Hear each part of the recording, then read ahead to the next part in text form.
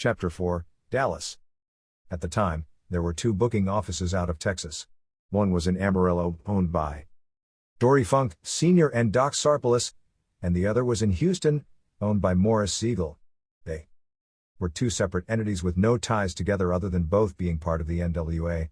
Each booking office was responsible to supply talent for their specific towns. Dory, Sr. handled West Texas, and Morris controlled the rest of the state. That was unusual, because aside from California, where Roy Shire ran San Francisco and Michael Bell was in charge of Los Angeles, most states had one booking office. The Dallas territory, which got their talent from Morris Siegel out of Houston, was run by Fritz von Erich and Ed McLemore.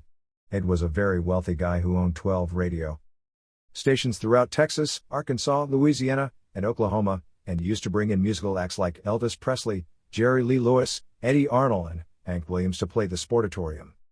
After Fritz graduated Southern Methodist University with a degree in business administration, he went to work for Ed as his bookkeeper, and as time went by, Ed started running wrestling shows in the Sportatorium, which is how Fritz broke into the wrestling business. When I arrived in Dallas in the fall of 1966, I moved into the Alamo Plaza Motel, and was told that I would be managing the team of Karl von Bronner, who had been in a successful tag team with his brother Kurt, and Al Costello, who had been in the Fabulous Kangaroos. When I was told I would be managing them, I wasn't exactly overjoyed.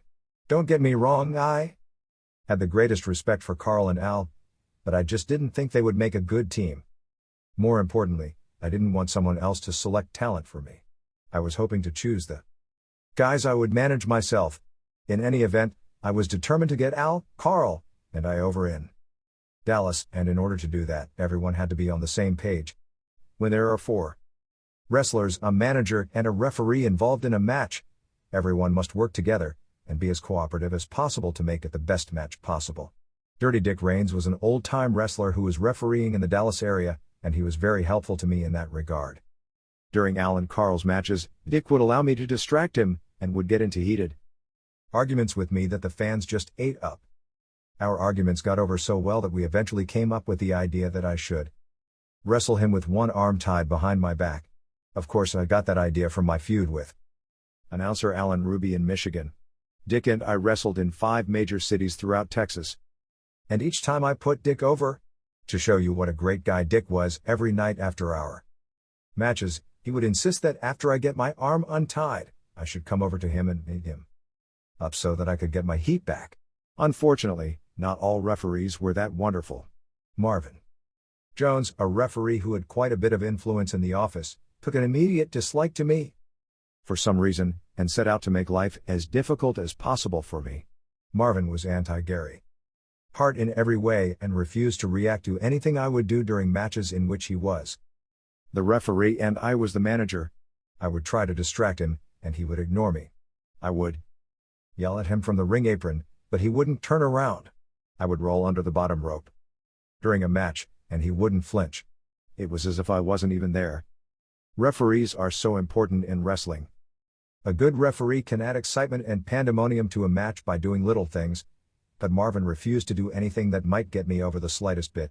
Then in the office, he started telling anyone who would listen that tag teams would never draw in Dallas, planting seeds of doubt in everyone's head about how successful Al, Karl, and I could be. In 1966, Dallas was not a tag team territory. Yes, there had been the occasional tag team. But Marvin put me in a position where I had to prove that a regular tag team could make it in Dallas, and the onus was literally on me to find a tag team that Al and Karl could draw money with. At the time, Fritz and Waldo von Erich were portraying evil heel Nazi brothers, but weren't a tag team per se. Fritz was the number 1 heel, and Waldo was the guy who the babyfaces would beat before they faced Fritz. I went to the office and asked if Al and Karl could be booked in a match against Fritz and Waldo. Even though heel versus heel matches had been done in Texas, Danny Pletches, the booker, was totally against it. After insisting and arguing that the territory needed something fresh, Danny finally relented and agreed to give my idea a shot. When it was time to give the interview to promote the match, I went on TV and proclaimed, "Fritz and Waldo von Erich are not really Germans. Waldo is Canadian, and Fritz is a Texan, whose real name is Jack Adkisson, and he went to Southern Methodist University. The von Erichs are total phonies, and are afraid to wrestle Al and Karl. In those days, there was no editing of tapes. The shows ran as they were recorded, and whatever was said went out over the air. When I went back to the dressing room, Danny was furious with me for my promo, and immediately called the station to see if they could take the interview out. They couldn't, and it was left in. I explained that I did it to promote the match, and kept apologizing, but in reality, I wasn't sorry. The territory was dead and needed to be boosted. And I knew it was the right thing to do to build up heat for their match. Besides, everything I said was true. Fritz did play football and throw discus for SMU, and he even played football for the Dallas Texans, so it's not exactly like I was exposing the business. The night of the match, when Fritz and Waldo came to the ring for their match against Al and Karl, the fans went crazy. People mobbed them on their way down the aisle, and they were treated like heroes and turned babyfaces instantly. It seems as soon as I told the people that Fritz was a hometown boy, Texas just fell in love with him. Plus, even though Waldo was not a Texan, just by his association with Fritz, he was loved, as well. After I created the first Von Erich babyfaces in Dallas, business picked up immediately. Meanwhile, in Houston, Morris Siegel was gravely ill, having suffered several heart attacks. When he died right after Christmas 1966, his right-hand man and television announcer, Paul Bosch, bought the Houston booking office from Morris' widow. However, the Dallas territory was doing so well that Fritz Von Erich and Ed McLemore conspired to literally steal the booking office from Paul by taking control of the talent and moving the booking headquarters from Houston to Dallas. That meant that all of the Texas promoters who had gotten their talent from Houston now had to get their talent from Fritz and the Dallas office. The reason Fritz and Ed were able to pull off that major coup was twofold.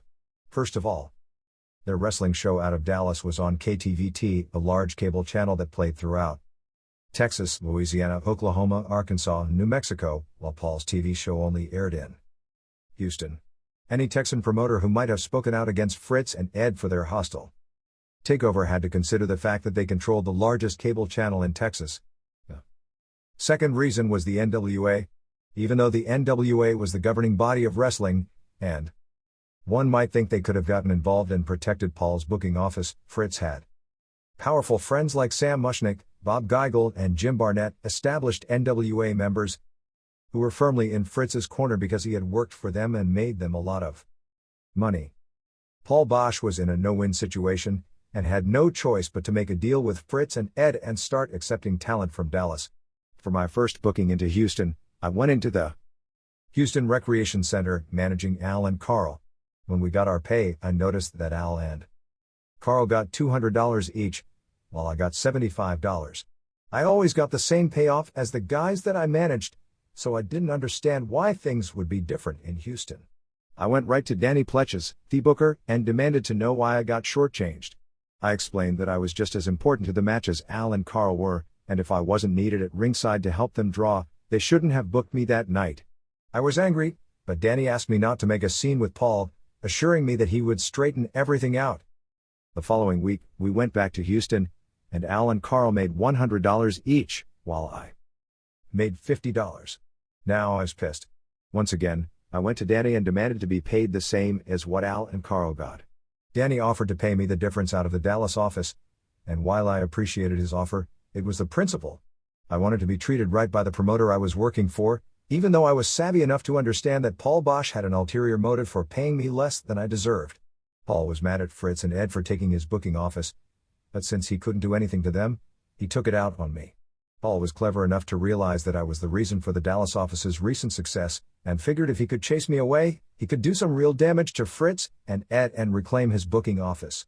Even though I knew why Paul was deliberately messing with me, out of respect for Danny, once again I bit my tongue. Business was so good that Paul booked the Sam Houston Coliseum for the next week.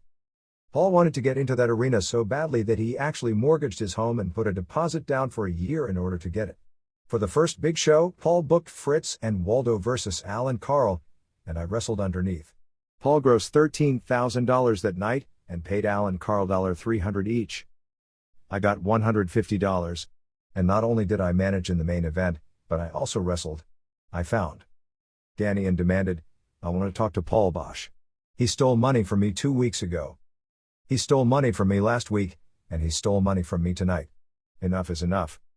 We found Paul standing in the shower talking with Pepper Gomez, and when Pepper walked out, Danny and I walked in.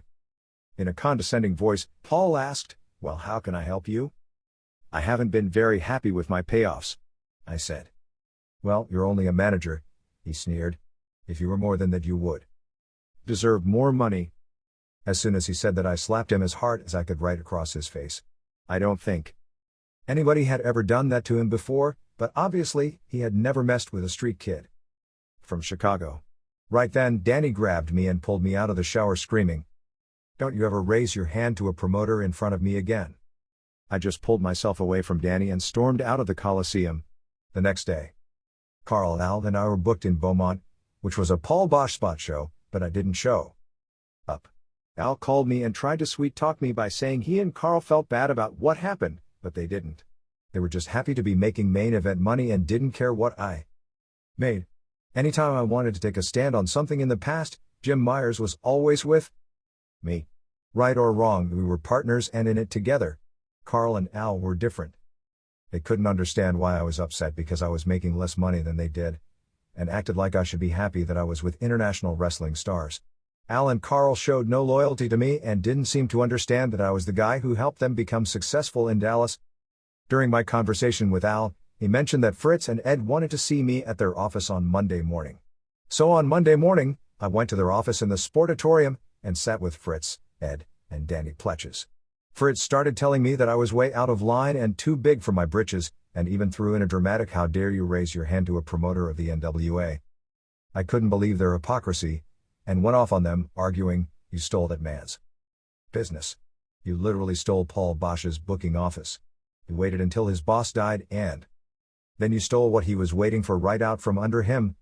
Now you're upset with me for slapping him because he stole my money." They didn't care what I had to say, though, reminding me that they were the boss and that I had to do whatever they wanted, and the first thing they wanted me to do was to drop the money issue with Paul. I couldn't believe that they were treating me that way after all I had just done for them, because I truly believe I saved their promotion. When I arrived in Dallas, business was horrible. I went out there every night as a manager and fought my way through the crowds, getting Al and Karl over as big-time heels. Then, I single-handedly turned Fritz and Waldo babyfaces, which helped draw big money in Dallas and Fort Worth. I know for a fact that my arrival in Dallas had a lot to do with the money being drawn, because believe me when I tell you, it wasn't being drawn until I got there. Because of me, both the Dallas promotion and Fritz got over so strong that he and Ed were able to usurp the booking office from Paul Boscon, become big-time promoters in Texas. Instead of treating me like garbage, Fritz and Ed should have been on their knees thanking me. Instead, they treated me like a dog, so I walked over to a calendar on the wall, pointed to the date 2 weeks from that day and declared, "On that date I will be gone." 2 weeks to the day, I packed my bags and left Dallas.